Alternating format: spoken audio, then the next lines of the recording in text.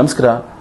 ನಾನು ಶಶಿಧರ್ ಅಂತ Nelamangala town inspector ಮಾತಾಡ್ತೀನಿ. ಇತ್ತೀಚೆಗೆ ಕೆನರಾ ಬ್ಯಾಂಕ್ ಮತ್ತು SBI ಬ್ಯಾಂಕಿನ ಅಫಿಷಿಯಲ್ ಲೋಗೋಗಳನ್ನ ಬಳಸ್ಕೊಂಡು ಕೆಲವರು ಎಲ್ಲರಿಗೂ ಕೂಡ ಮೆಸೇಜ್ಗಳನ್ನ ಕಳಿಸ್ತಾ ಇದ್ದಾರೆ. ತಮ್ಮ ಖಾತೆ ಬ್ಲಾಕ್ ಆಗ್ತಾ ಇದೆ, ಕೂಡಲೇ ತಾವು ಆಧಾರ್ ಕಾರ್ಡ್ ಮತ್ತು ಪ್ಯಾನ್ ಕಾರ್ಡ್ ಮತ್ತು ಪಾಸ್ಬುಕ್ನ ಫ್ರಂಟ್ ಪೇಜ್ನ ಅಪ್ಲೋಡ್ ಮಾಡಬೇಕು. ನೀವು ಯಾರನ್ನ ನಂಬೋ ಅವಶ್ಯಕತೆ ಇಲ್ಲ, ಕೆಳಗಡೆ ಒಂದು ಫೈಲ್ ಕಳಿಸಿದ್ದೀವಿ, ಅದನ್ನು ಓಪನ್ ಮಾಡಿ ನೀವೇ ಅಪ್ಲೋಡ್ ಮಾಡ್ಬೋದು ಅಂತ ಕಳಿಸ್ತಾ ಇದ್ದಾರೆ.